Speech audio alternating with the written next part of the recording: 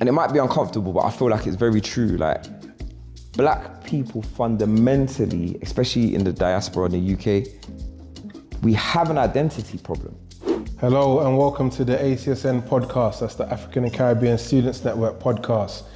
Today we have a very special guest, someone who has gone to a top university in the UK, then gone on to work for a FTSE 100 financial company, and then gone on to be a self-starter entrepreneur. We have Yommy Ojo. Humbled, thank you. Thank you for that intro. Thank you. Definitely couldn't have done that intro myself. Obviously you're here with myself, Adebola. Cool. So let's get straight into it. Tell me about your upbringing. Obviously, I know we've known each other for quite a while now, but yeah, tell me about your upbringing from tertiary education all the way up to your university experience. Yeah, I would probably say that my upbringing was one of a typical Yoruba household. So the joke I used to say to people is, I lived in the UK, but in my house, we are in Nigeria. And as I reflect, there's a few things that have played a part in who I am. One was when I was in year 7, I got in one little fight and my mom got scared and said, "You're moving to Nigeria."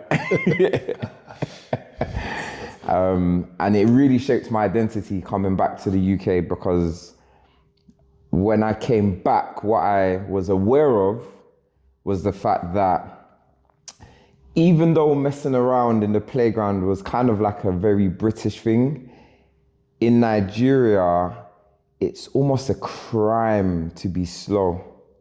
So I remember when I was in boarding school, if you got the lowest grade, they would actually walk you up onto the stage. So you had to walk in front of everyone, and suddenly you kind of lost points in, socially, because it's like, the guy that, was had to walk on the stage. I don't really want to be associated with you. So my upbringing was a mix of that. And I also, before Nigeria, I grew up in inner city Hackney. So that shaped a lot of what I thought was cool at the time, my identity, the people that knew me, the people that I knew. And then in my later years, I kind of started making more of my own decisions with, I would say, my parents playing air support. There was a time in my 20s I thought I knew more than my parents, but I realized that they allowed me to think what I want, but they were still providing air support. So yeah, that's a summary of my upbringing. Cool. And then you went to Brunel, right? Yes. Brunel, and that's got probably one of the largest ACSs in the country. Really? I think historically, because there's just so many African and Caribbean students that go there. Okay. I'm sure Brunel, Hertfordshire, the KCL, to name a few, have got similar, around the 200 to 400 mark in terms of ACSs. What was your ACS experience, the university experience?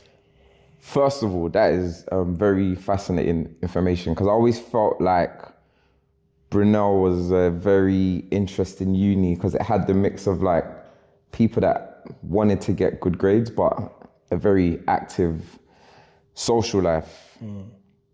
So to kind of speak to Brunel's experience, is it specifically ACS? Or even the Black Caucus, Black student groups, yeah. Yeah. So something that happened in the first week, I won't get into the details, was it just kind of reminded me that, there was still a mix of, what happened, growing up, there was some kind of fight that kind of got a bit serious.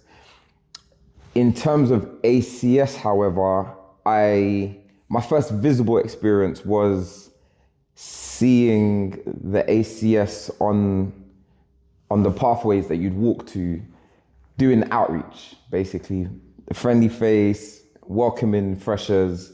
And this was before we'd had our handover to announce who the new ACS was. So when I joined, and I feel like it was something that Brunel did, they would have the existing ACS doing some of the outreach until that point where we'd voted, and we'd been at the university long enough to be able to say, this is going to be our new ACS. And the different facets of the ACS that I got to experience was a bit of the entertainment and education. That's kind of like how I'd summarize what they were doing. So things like fashion or showcases or fundraisers to support certain causes.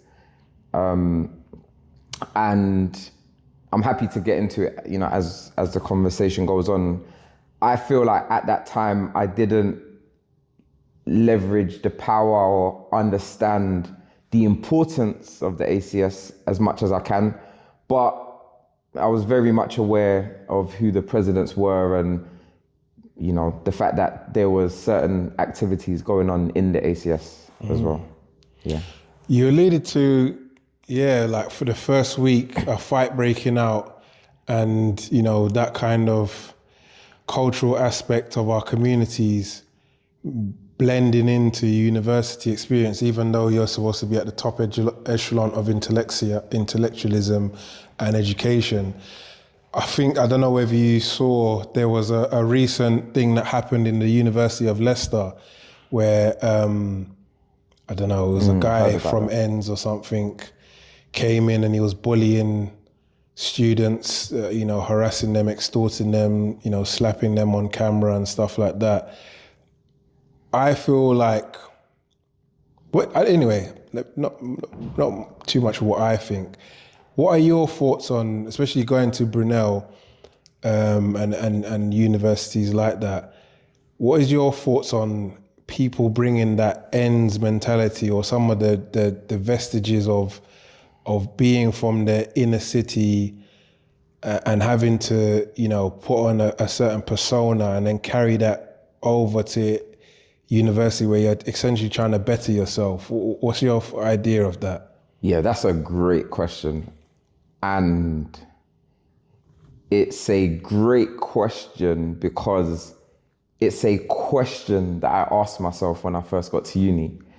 Now, this I'll say tragic, no one died, but it was tragic because, and it was in close proximity because it was literally the halls adjacent to my hall. So I could look outside my window, and I wasn't there when it happened, but I heard about it. So when I first got to uni, I didn't know that many people, but rumors and murmurs had got around after the next few days and like, did you hear about this crazy event that happened? And when people were telling the story, I come to find out that actually happened not too, like literally outside my halls. And it created this big divide in my university.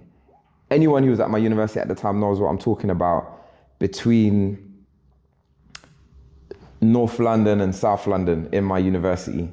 And you could see that divide. And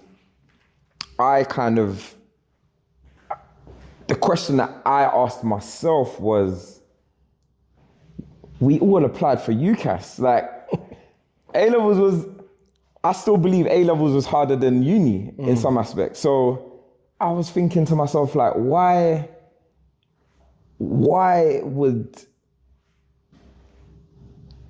is this going on? I didn't understand. I thought I'd got away from that in Hackney. And when I went to university, hardly anyone, bar at one or two anomalies, was in uni at the time that I was in uni at that year. So I felt very fortunate, but I kind of like started to realize that, actually what is going on? Not many people know this, but I just scraped into uni. I just got into uni through clearing. So I almost didn't make it to my first or second choice. And I always jokingly say that if I went to Hertfordshire University, which was one of my second choices, it would have changed the trajectory of my experience, because I just knew too many people, who were just up to no good. And I kind of felt very fortunate to be at university, but that event reminded me that even when you're going to different spaces, certain things can try and follow you.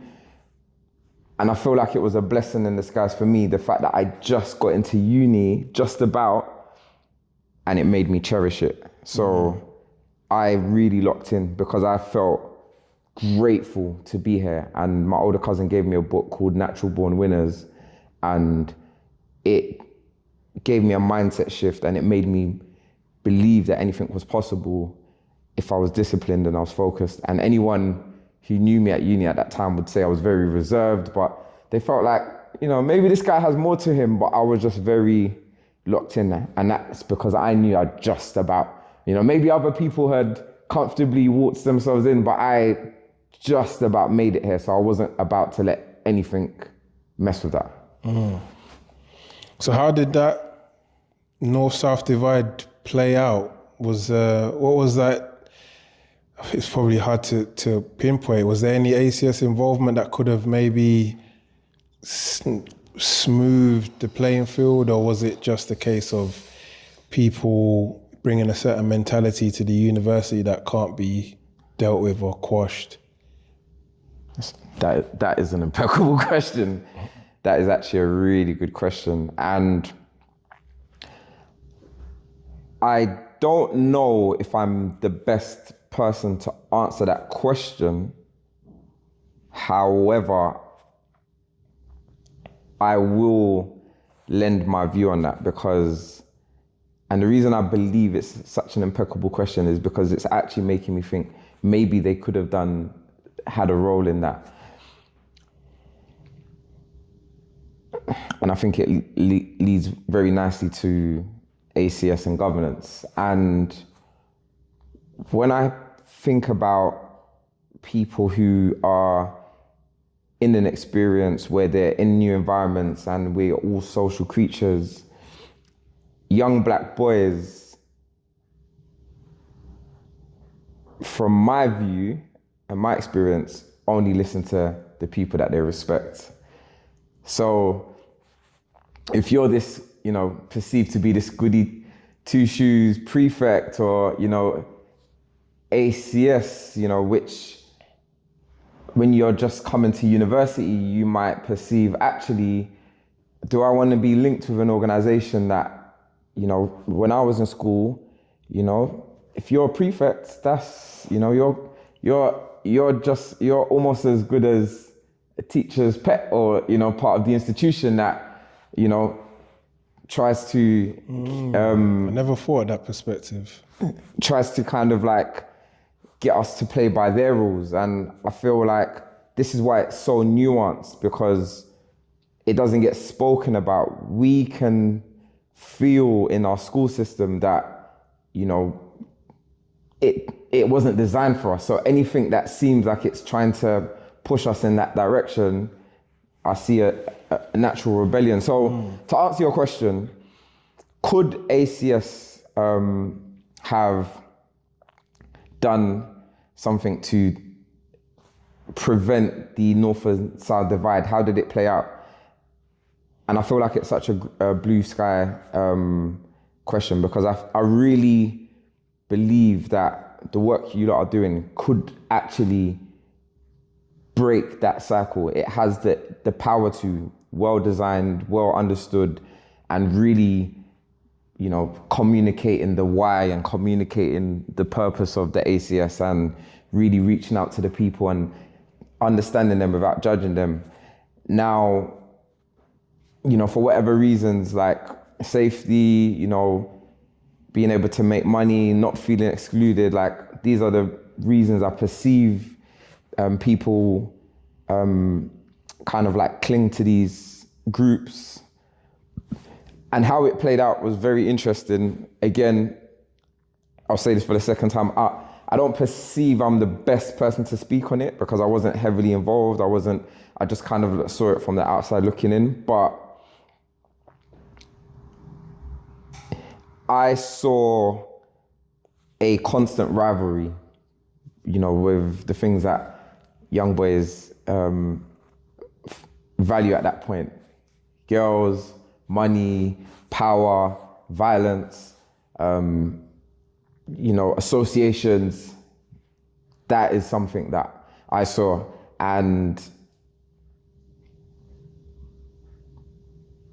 it just created like genuine rivalry that I kind of saw continue to play out, I would even say beyond university.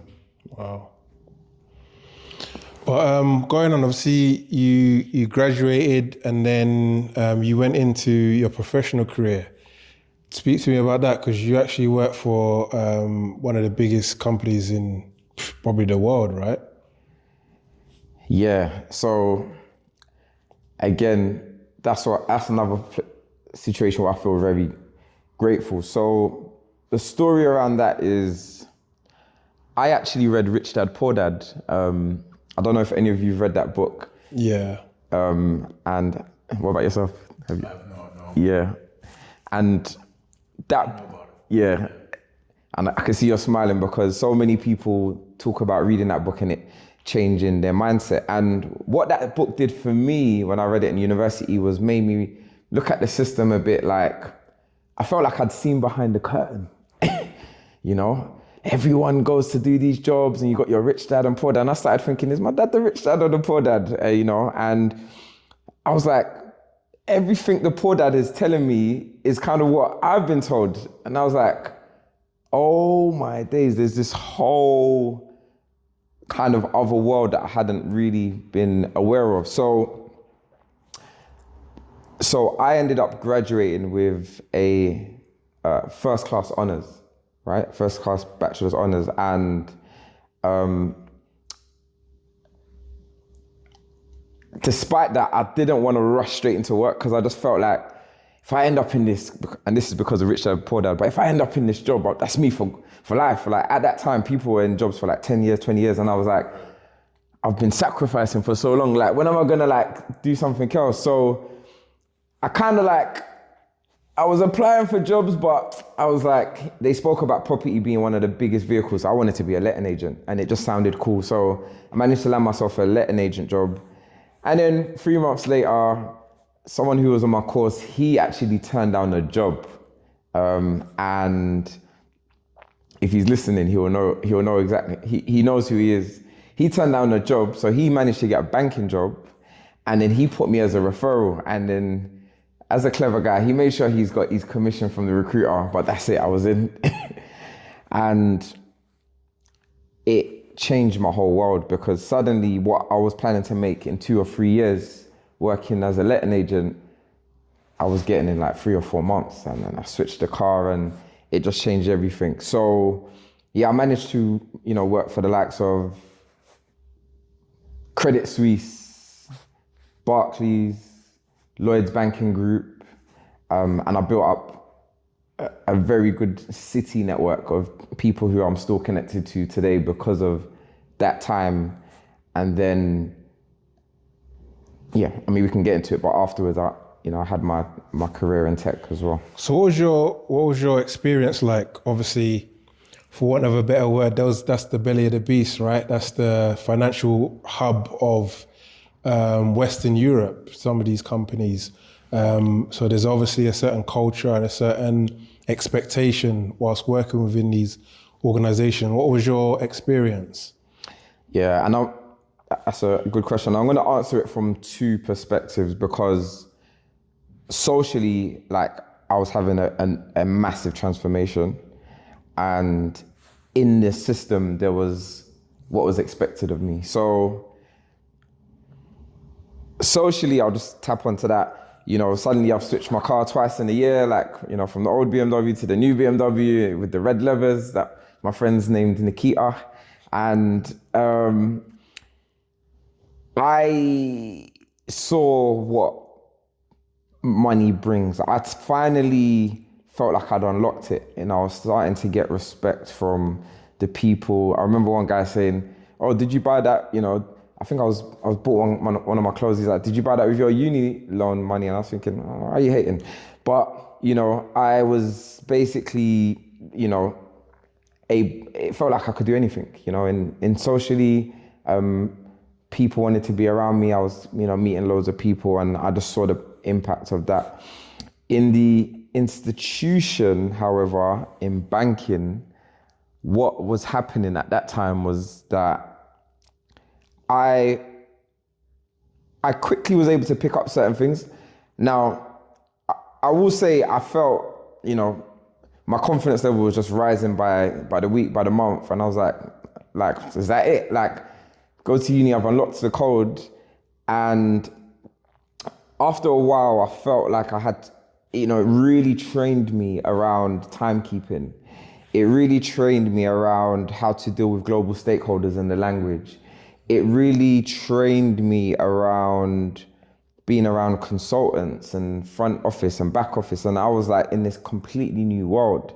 And, I was being hinted to like upgrade my suit. So, I got the navy suit and the shirt. So over like a space of a few months, I'm starting to embody a new identity. And whether it was being spoken about or not, there were certain rules of engagement, with the fact that you don't leave work before your boss, your boss leaves before you. They say you can take an hour lunch, but if you take an hour lunch, they're like, why have you been gone for an hour? So I was really like being immersed in this massive change, and it felt good. It felt like positive. I was still having a bit of an identity crisis because as soon as coming from Canary Wharf, as soon as I got to Canning Town at that time, I almost had this fear that someone might see me and be like, Yommy, swear down you're wearing a suit. Is that you, yeah? So it was, all of these things were happening at the same time. And my mum couldn't stop telling her friends, oh, my son is in banking. And that played out for a few years. And I was, I'd go to Mayfair clubs and hang around with, people and go to Boyles though. And, thinking, why these people love smoking Cuban cigars and hearing the stories about what happens. And then, and I guess this is personal to me, but after a while, I ended up getting bored with that because it was very repetitive. I could see that, maybe I didn't at that time understand how to navigate the corporate career, but I could see that I wasn't necessarily going to get a seat at the table. I would have to, essentially appease certain people to move up, as well as my skill sets, which was conflicting for me identity-wise, because the stories that we told ourselves or we got told in the school playground or in the areas that we grew up in, inner city Hackney, for me, for example, was we don't beg friend, or you've got to keep it real. So that was a bit difficult to navigate. And that's kind of like speaks to like what was happening socially and in the institution. No, that's deep. Were you getting bored because, sorry, you said you were sort of getting complacent. I'm wondering, was it because, as you said, the confidence was growing and, you were, obviously your skill set was growing as well. So did you feel like, there's no, I've kind of reached the top of, not the top of the ladder, because you said you were considering, there were things you didn't want to consider, but I don't know, I'm just trying to figure out exactly when, I'm guessing with the money, you were happy with the money that you're making. Absolutely. But you're still heavily conflicted with, I guess progressing, and like heavily conflicted with wanting to do the same thing for a long time. Like how were you having conversations with your parents about the way you're feeling at the time of like, oh, I find this to be repetitive, or was it more of like an internal discussion you were having? Yeah, it was definitely an internal discussion, and really good question. And when I reflect back, I didn't want to share with my parents how I was feeling because they were so proud. Like they felt like that's it. He's like, and later on I made certain changes and took certain risks, right? But my dad said to me like 7 years ago, he said, if someone told me that Yommy wouldn't be a millionaire by the age of 30, I would have told them you're lying. And that is because, no word of a lie, that at that time, I believed I was one of the first to be in this career of banking. Okay. I was one of the first to like make serious money. I saw people 3 years later do the job that I was doing, and they were like, when I was kind of like struggling through navigating my next career, where they were like, I end up getting into banking because of you. Like, and I think they were kind of looking at me like, I don't understand what's going on with you, because I got in because of you. You should be flying. So that was really difficult for me to take. But to answer your question, and the reason why I said it was a personal thing, and that's because of who I am, is I'm a very curious individual. I get bored very quickly. I can't even sit still sometimes. And anything that seems repetitive that I have to do constantly, that doesn't allow me to think forward about new problems is frustrating for me. Okay. And I feel like you asked a really good question around parents and, if I was able to have the conversations. There was no one to speak to. There was no auntie that I could look to. There was no uncle that I could speak to. My mom tried to like get me to speak to one uncle who was in IT and kind of contracting, and he kind of was helping me. Like, he told me come to his house and he, spoke to me. But even then I was like, I wasn't engaged. I was thinking, one meeting, are you going to tell me what I need to know? Or, and if he was trying to play the mentor role, I wasn't understanding that you have to keep coming back. So I wasn't aware at that time. I didn't understand the value of mentorship, and I didn't understand the value of what some people call a skipper, like having someone, who would kind of like have an eye on you that's at the same level of your boss. I didn't seek mentorship outside of the workplace because I kind of already was getting bored with the institutions. I wasn't saying, actually, I'm going to stay here for another few years and like, let me see what other support. I kind of thought it must be, there's other things going on outside of banking. I said to some people a couple of years later, money's not everything. I kind of was like, I can make money now. I just felt like I had the Midas touch, right? But at that time, I wasn't aware enough and I didn't know what I know now to really seek the value of mentorship, which if I was to tell like someone younger than me that was going to ask advice, like, you have to create your own personal board of advisors. You have to seek out your own mentors. Yeah.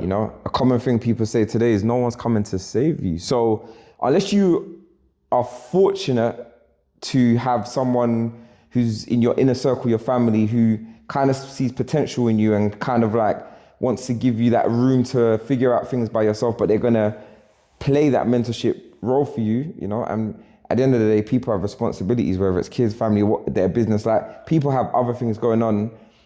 When I reflect at that time, you're talking about someone who'd worked really hard at uni, got the, amazing job that was making that anybody today would still be happy with. And you're trying to tell him like, my head was gone. I felt at that time, what's there, like if it's money, I've learned how to make money at work and career, and I've got the skills and I've got the chops. So yeah, at that time, I feel like those things is what was happening. And I was like, well, if it's this easy, like, no, I don't want anyone else hiding, maybe I can find something else out there that would keep me happy, give me that fulfillment, keep me learning. Even if I have to take a dip in my salary, which I ended up doing, like I actually sought out to not go back into banking and try something else. I was happy to take a dip as long as I was learning. That's what I was curious about. I wanted to learn more. I didn't want to be stuck in some job and career where I had to play their game just to continue this lifestyle. And I was very aware that if I built up my lifestyle around this institution and company that I'd work for, I'd be stuck because I would always have to play by their game in a system that I was already starting to feel wasn't designed for me. I just happened to be able to help them with what they needed me for. In what sense, if you can go into detail? Yeah, I feel like it's, 90%, they say 90% of communication is non-verbal. So it's the body language, it's the way people look at you. When I felt like I was like, the Fresh Prince of Bel-Air, because they're all trying to fit in their corporate thing, and I'm feeling like I've got the Midas touch. I'll come in, I'd wear the outfit, but, I had a certain bounce to me, and I feel like, anyone who's a bit, probably was smarter than me at that time would have been like, you don't want to ruffle feathers, like you've got to fit in. And for me, I was thinking, fit in for what? I've got the first class degree. I'm working in one of the best institutions. What's there to fit in? I can do my job. So what else is there issue with? But I didn't realize that. What would some of the specific instances or nuanced moments where you felt like this is jarring or this is too much of a switch for me to constantly have to make to feel comfortable, to really flourish? I know obviously there was a lot of monotonous work, but I'm getting the feeling that there was a cultural dissonance there, that you felt like, these microaggressions or these moments of having to co-opt my, core personality is really rubbing against, my identity and my well-being. Yeah, it was tough because I would rather in my free time chill in the barbershop and have a patty than have to spend, go in Mayfair, listen to people's jokes I didn't find that funny, and, be told, be made silly remarks about how my tie is. And I'm thinking, I don't even want to wear a tie. So it was things like that. I remember a black girl who, when we first joined, I was one of the few black people. So let's say there's 3 or 5 of us. She got a promotion and stopped hanging with us. And I thought, lunchtime, we used to always agree to meet and catch up there. But, not too long after her promotion, I could see the body language. She'd be like, hi, but she's now, she's playing the game, as you're meant to, There can only be one at the top. Well, I wouldn't even, whether that's the case or not, she was aware enough that she needed to now start hanging with the people that she wanted to be around rather than, us lot, So I didn't like things like that, and... Do you understand it all? Now I do. Okay. I get it now. And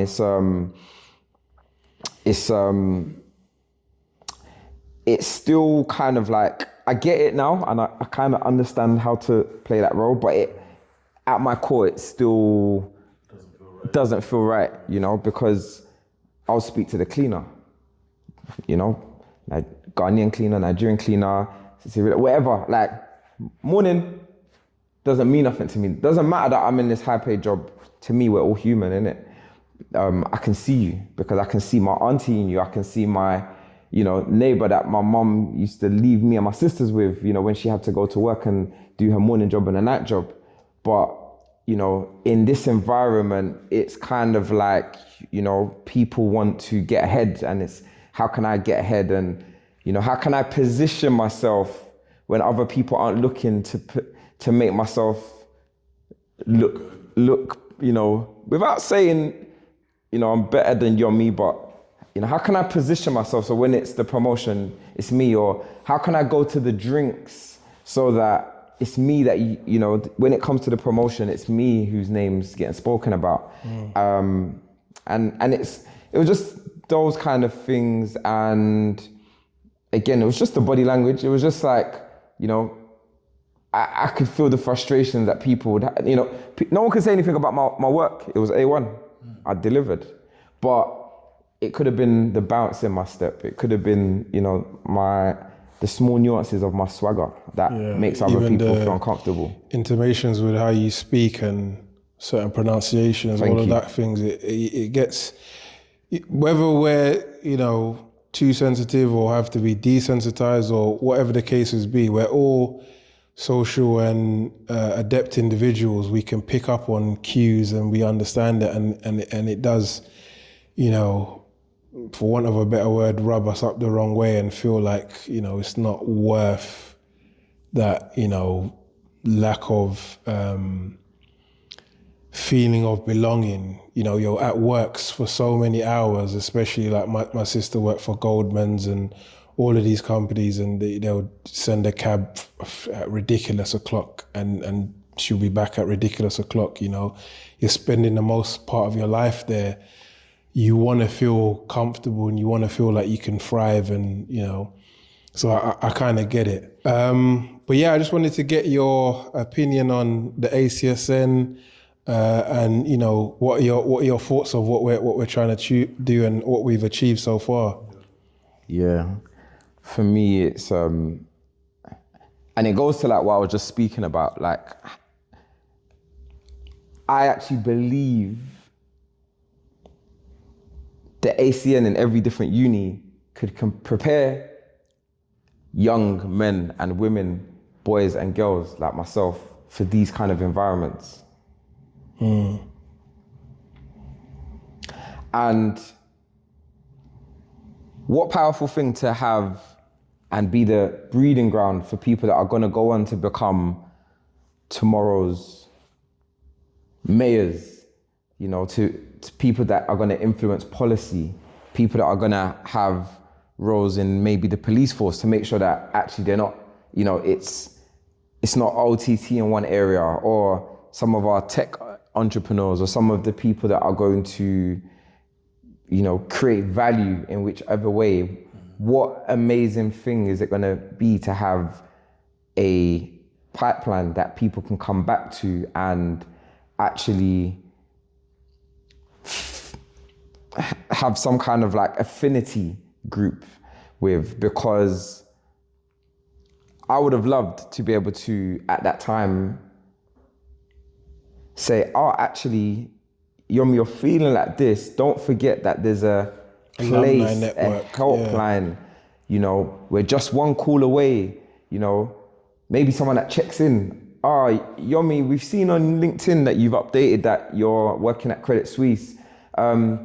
Just sent you an email. Is it okay if we call you, you know, on next Friday at 2 p.m. for a quick check-in, as opposed to, you know, the call I did get from my university, which is like, or the comms, which is like, just let you know we're just gonna delete your account, or just gonna let you know that this is how much is left on your student loan. Like, it would have felt good to have, you know, people to say, look, just in case, because we've got the data, you know, we've churned out the year above you, your year, and we know this is likely how you might start feeling, you know, at month 2 or month 3, month 6, like, just in case you want to have someone to talk to, this and that, or once a year, we've got this space. So yeah. Or you're in this role here, we have this guy from Morgan Stanley or whoever they may be, who was in your similar role and he's gone on to do this. Maybe we can partner you two up, and whether it's just a half an hour chat, you know, you now have that person that maybe you can flesh some ideas about. Okay, I'm looking at this move, or I'm feeling like this, you know, how should I deal with it? They may not know, or they may know, and they may be able to drop. The thing that I found out with life and with your trajectory upwards or downwards, it's often the most minutest detail. It's often the conversation that you had 3 years ago that you're able to be like, okay, I remember there's that guy. Okay, let me call them and I might be able to, you know what I mean, do X and Y move, you know? So yeah, that's where I think that's the reason why I'm really passionate about ACSN having that alumni network. Not only that, I remember you probably knew me from when I was at university. I was, all of the stuff that you see now with like the Black Liberation Movement and what everyone's talking about with a lot of the politics and the things that are now coming out about our identity, our Mansa Musa, or did you know there was this Black American inventor? That was my university experience, kind of understanding about all of that kind of thing. So much to the point where when I came out of university, I was like, I don't really want to work for, a European or another organization. I'd rather work for a Black organization. So, after I did my chops and I worked for ESI Media, Evening Standard, and a few other large corporates, I went on to try and get, to go to a news channel that was, the Africa, Vox Africa, or a few others, because you just have that kind of cultural fatigue where you're like, I want to be myself. I want to get into work. I want to do great work. But I also want to be able to socialize. I want to be able to have conversation, and I don't want to have those, microaggressions or those, situations where I'm having to question the validity of my presence there. Do you know what I mean? And that's so powerful, because I can see how that shaped the identity for you. And I was very fortunate. My boss was Asian, so we ended up going gym together, and I was able to lift it a bit more than him. So he liked having me around, and we built a genuine connection. But I could start to see that he had his affinity group. So we're not talking about anything different. Like, different communities actually have that already. And it's funny, right? Because I always say, and it might be uncomfortable, but I feel like it's very true. Like, Black people fundamentally, especially in the diaspora in the UK, we have an identity problem. Some would go on to say that, and people laugh when I say this, that we're not Black.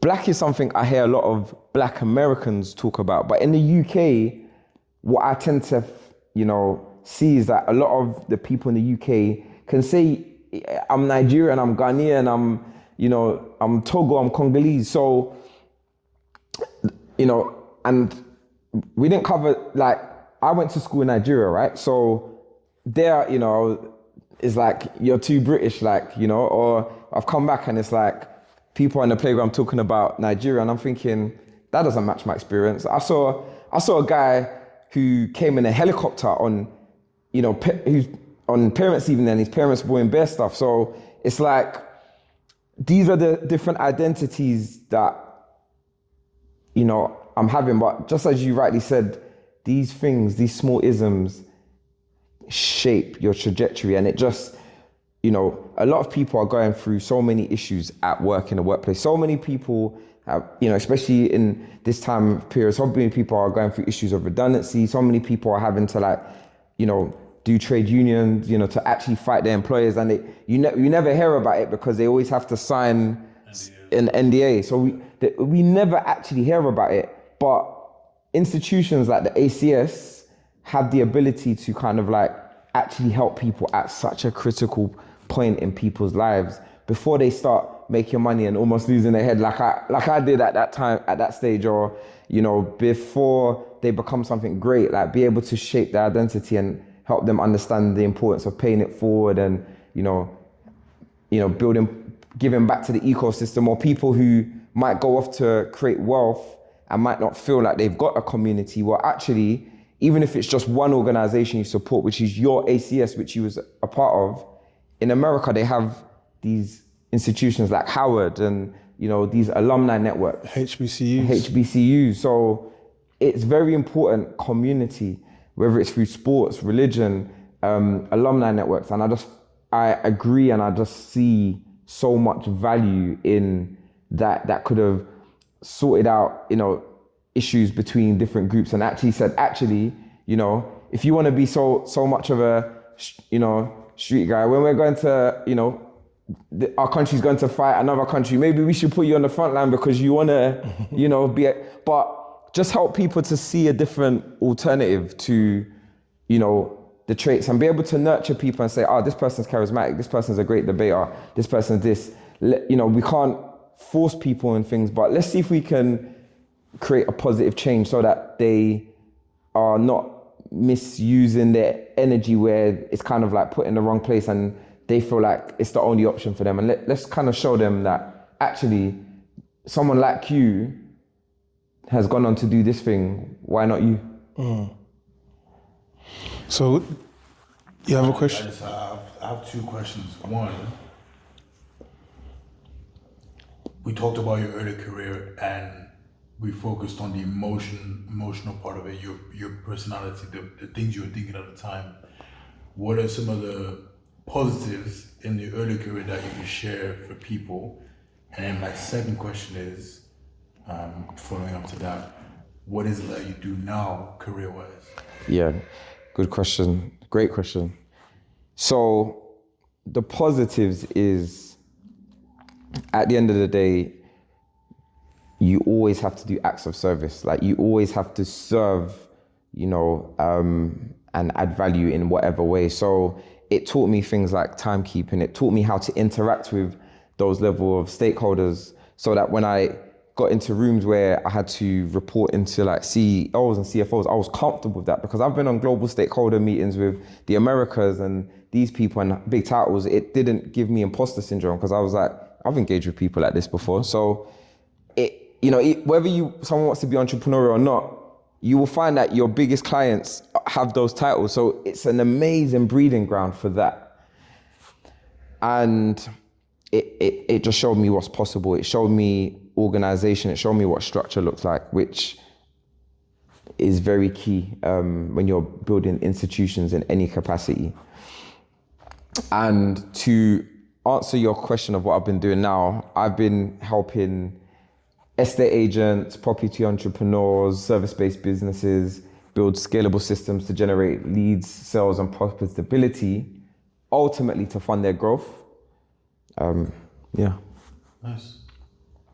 I wonder if you want to go a little bit more into, not necessarily to like, just to give a bit more of an understanding as to what that means, or what is the day-to-day of that particular service that you offer, just so people are a bit more aware and educated into what that entails. Yeah, great question. So, you know, and this is very important for any business, whether it's black or white, but I would say that as a community, I see a lot of times that, you know, we want to do great things, but we don't know how to get people through the door. We don't know how to communicate that value. We don't have the systems and structure. And I help service-based businesses build those systems. So, you know, whatever that looks like, professional services, property, if you want to reach more people, do it in a way where you can get the clientele, keep them happy, build the systems, and transform your business with technology further than you can imagine. That's what I've done, continue to do, and love doing. Nice. Cool. I think on that note, it's been great speaking. I think we've had a fantastic discussion, but we got to do a part two. I think we only just scratched the surface. For a bit of backstory, you know, a lot of the trajectory and the motivations to do what I'm doing now has come from, you know, discussions with yourself whilst we were at the fledglings of starting our own ventures. And we've had so many discussions where I'm like, I wish I had this recorded, because this is like, you know, exactly the kind of theories and the kind of messages we want to sort of put out there. But, you know, thank you so much for coming. Humbled, thank you. Yeah, we definitely have to do a part 2, 3, and 4. The marathon continues. Definitely. Amazing. Do you want an outro? Thank you everyone for watching and listening. Again, if you are a committee member in an ACS, please go on to our website, and we have a lot of resources as well as previous and future podcast episodes with people who had incredible amounts of experience at university, in careers, but also in ACSs. Obviously, if you are able to, please donate to us so that we can help different ACSs, which then helps members, aka students, to do things better, and essentially to help us with our long-term mission. Thank you very much. Nice. Cool. Amazing. How'd you find it? You guys are very skilled, man, because you got me to relive stuff that. Yeah, it's been a while, and yeah. I genuinely mean it though. I feel like, yeah. But like Bolo would say, we'll speak about this for hours, man. But yeah, you guys are doing the change that I feel like we just didn't have, man. And yeah.